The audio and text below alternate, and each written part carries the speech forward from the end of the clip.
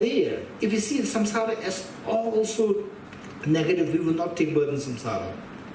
In samsara, we are seeing something which traps us there, like a pitiyon. So what is that pitiyon in samsara? Samsara is not really outside, it's how we live. That is samsara. In our life, tell me, what is that thing which lures us? It's just the happiness. That is what lures us in samsara, that's it. And then, how? What is the happiness? Then the question is how, right? For this matter, we have to learn what is known as how the mind works, and then what Deora said, say the philosophy of how things are dreamlike, and instead we see things as so objectively real, and then we see things as so objectively real one. Then number two, that our mind sees the happiness as objectively real, and then we go towards the object to get it, right? Why it's called the change? Okay, this we will do. Now there are two things. One is why it is suffering. Number two, why it is known as change, suffering change. Two aspects, right? First we'll deal with the suffering. Okay, say if somebody, let's say if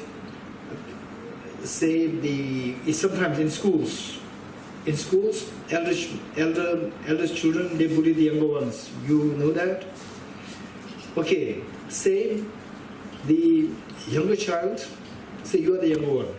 You're so keen on studies, or you are so keen on playing games, basketball, whatever game. And the elder child, you're somebody who's the elder, sends you to buy potato chips. And then you go there. If not, he or she's going to beat you. You go to buy. And then it takes like 20 minutes. And then again you want to, about to play games, again go to buy chocolate. Okay, are you suffering or are you not suffering? Suffering. You are suffering. In what way you are suffering? You're not free to do what you want. You are not free. You are not free. You getting it? You are not free. Not free is known as loss of freedom. You getting it? So the real suffering is the loss of freedom. For example, suffering hunger. What do you want? Food. You don't want the suffering. You don't want the hunger. But you have no choice. You have no freedom not to be hungry. That is a loss of freedom. Loss of freedom in the form of hunger. Loss of freedom in the form of experiencing heat. Loss of freedom in the form of experiencing cold. Loss of freedom in the form of not getting a job. The loss of freedom in the form of not having a good neighbor, and so forth. So in other words, loss of freedom is the real suffering. You getting it?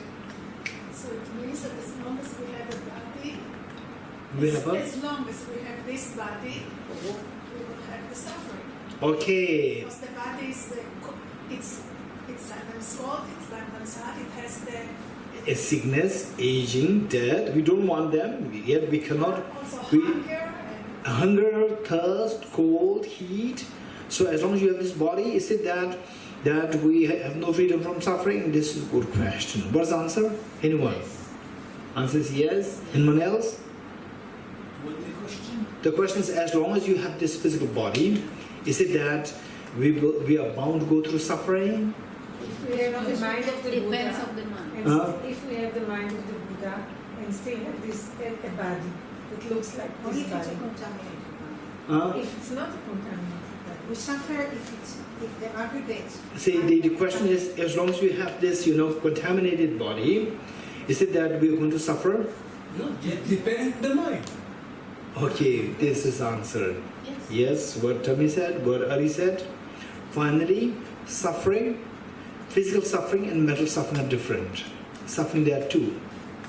Physical suffering and mental suffering. But we have had the loss of freedom, you say. Okay. He studies hungry, so at a certain point I'm going to eat food. Okay, Not money, okay, in that okay. sense. So let's say this body, okay, say the Israel was the weather like nowadays? Hot? Hot. Okay, right? So you wouldn't believe.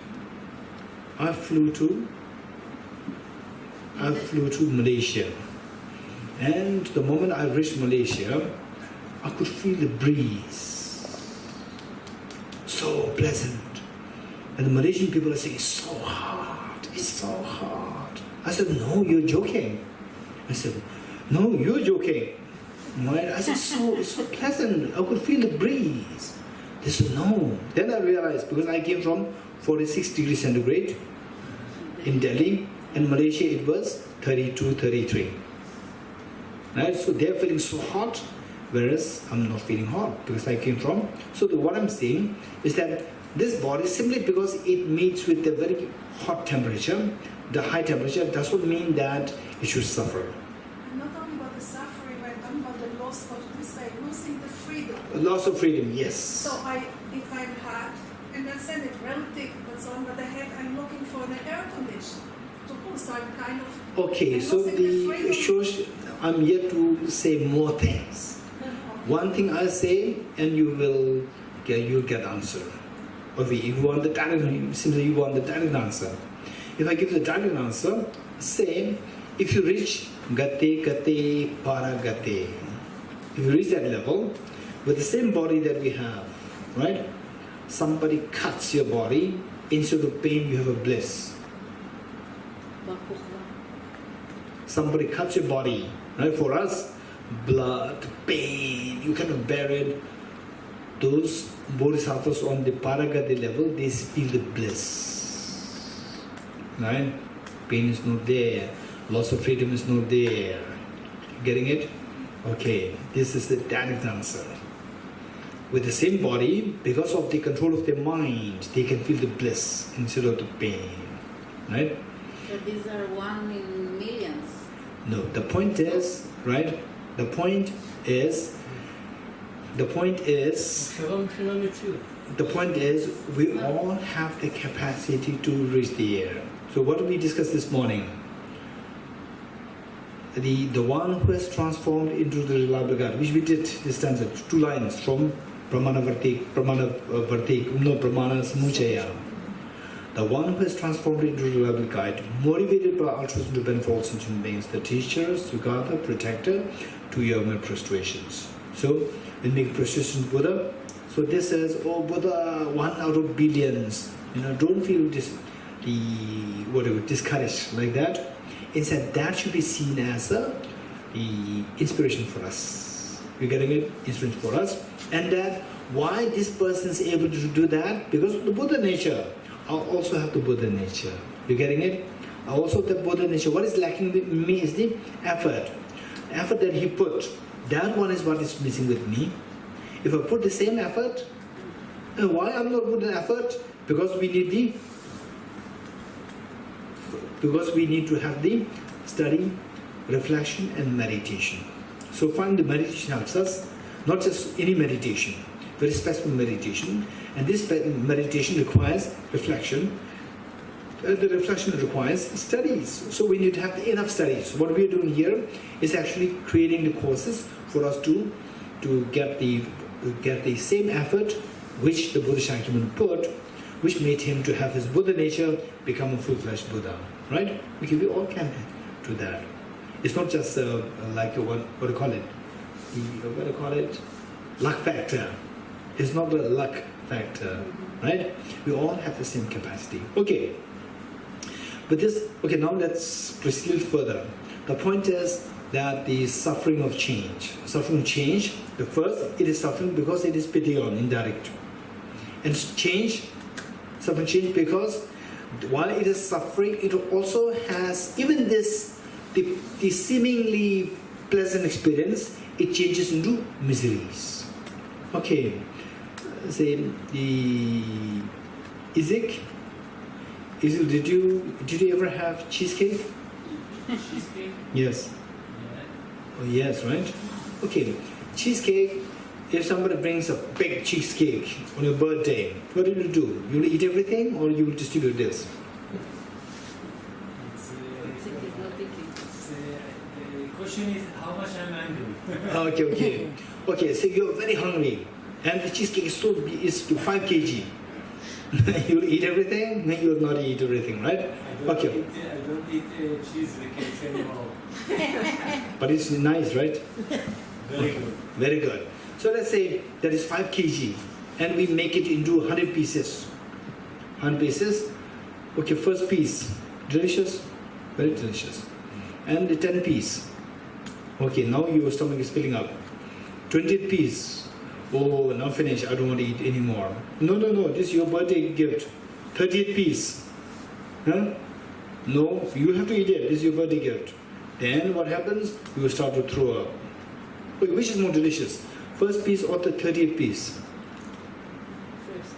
First one is more delicious. So we keep the first one last. eat the 31 first.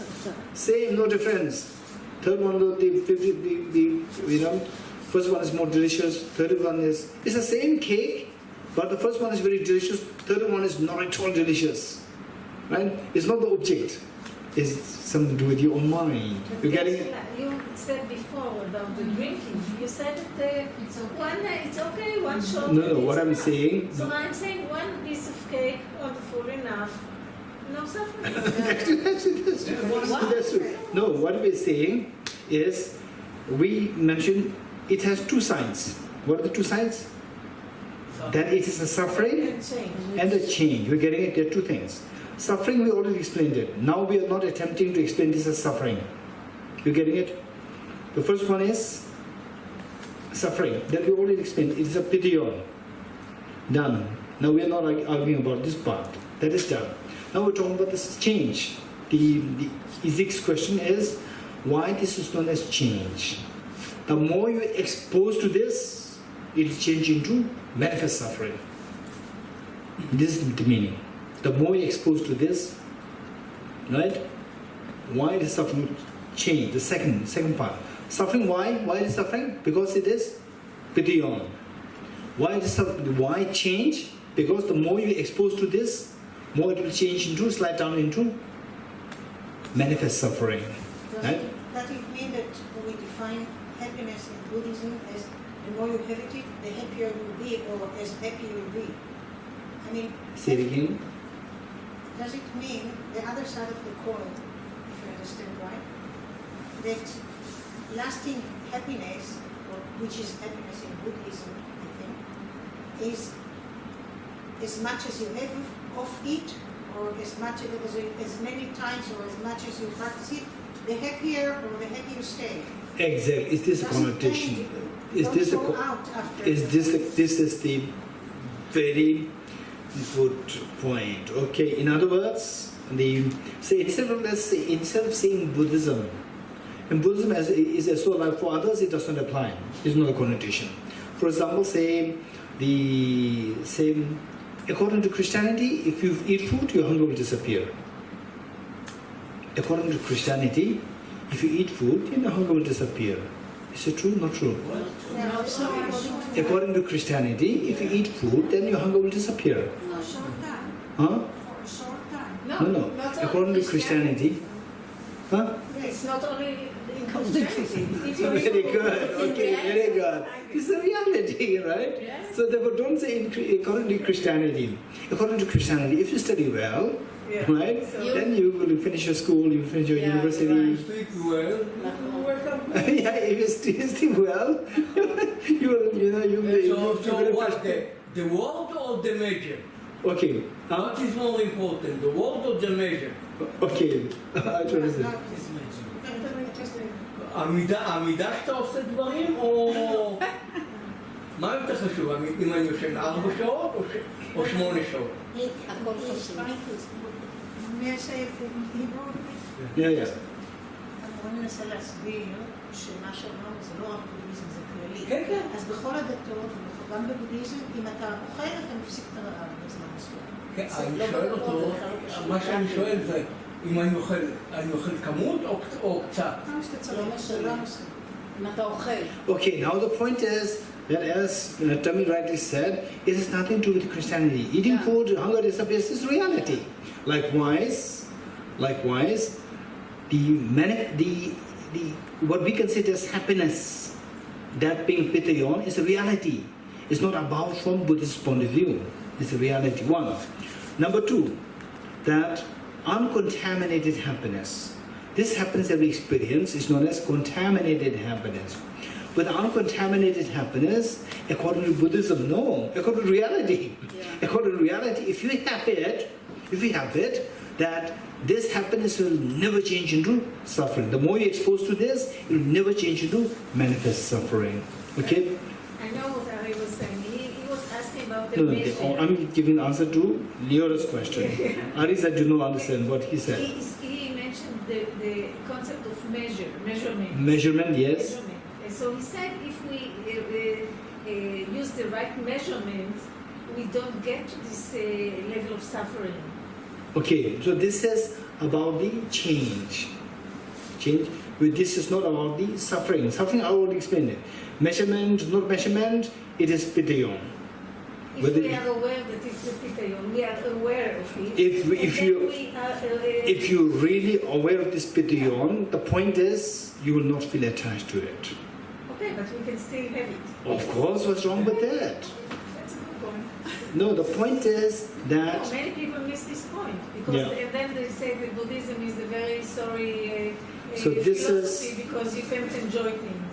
this is what we discussed in the earlier class. Earlier class meaning in the Monash. Huh? Monash. Monash. We discussed it, you know. So the point is that the say good food, It's good. there's nothing wrong with it. It is our weakness. It is our weakness. We feel attached to this, right? It is our weakness.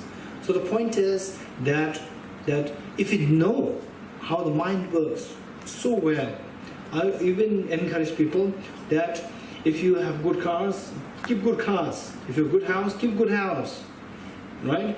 If you have good position, keep the good position, so that we can benefit so many people, right? So Buddhism doesn't mean that you start wearing, a very dirty clothes, eating very dirty food, and becoming weak. No, be strong, and then have everything, right? So the point is that we have to say we have to know exactly what does it mean by renunciation. Renunciation doesn't mean renounce your happiness, renounce your miseries, right? This we discussed in great length. Ari, do you remember that? Yeah. In the Monash we discussed that, Yeah. right? Renunciation means to renounce your suffering. And to get out from the misery. Exactly, get out of misery, not to renounce your happiness. This is what we discussed. Yes, tell me what you said is very true. Okay, with this, what is the third suffering? Pervasive conditioned suffering. Pervasive conditioned suffering, right?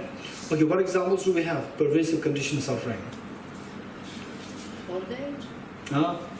Old age is the first suffering of suffering.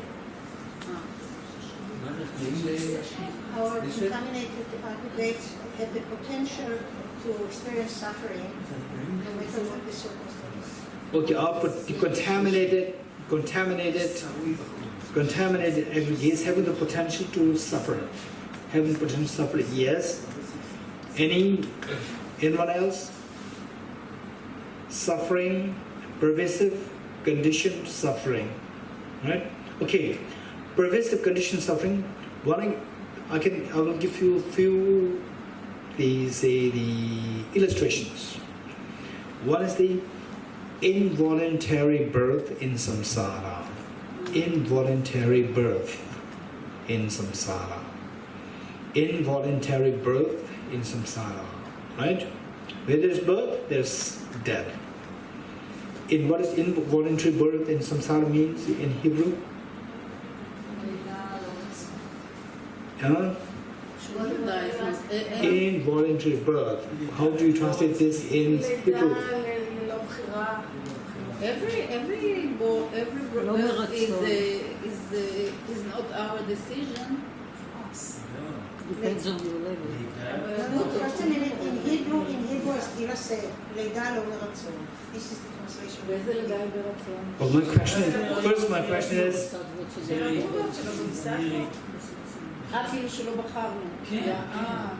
First my question is, how do you translate the involuntary birth? How do you translate this in Hebrew? This is my first question. לידה מחדש שלא מרצון. לידה שלא מרצון. Then the next question is all birth should necessarily be the involuntary birth? Yes. Answer is no. Right? Bodhisattvas, 8 Bhumi Bodhisattvas, 9 Bhumi Bodhisattvas, they can take birth. It's not involuntary, there's voluntary birth. Right? Okay. So the question is the involuntary birth, this is the pervasive condition suffering. And we have the capacity to get rid of this. If you don't put effort, it will never be gone rid of. And then by having involuntary birth, this is the involuntary means loss of freedom. You don't have the freedom to choose. It's a loss of freedom. Loss of freedom, having to take birth. This is the worst of the suffering. Involuntary birth. Involuntary birth in samsara. Loss of freedom. Right? Number 2, our being under the sway, our being under the control of contaminated karmas and afflictions. Our being under the control of karmas and afflictions, the contaminated karmas and afflictions. So, illustration to the third suffering, right? Pervasive condition suffering. Our being under the control of contaminated karmas and afflictions is illustration of pervasive conditioned suffering. Right? Okay. So now the question is, why this suffering is known as pervasive? Why is this known as conditioned? Of course, it's suffering. How there is suffering, number 1. Number 2, how there is pervasive. Number 3, how there is conditioned. How there is suffering, how it is pervasive, how there is conditioned. This we have to know each of these points, right? Okay. Anyone who likes to share with us as to why this suffering is known as pervasive? Anyone?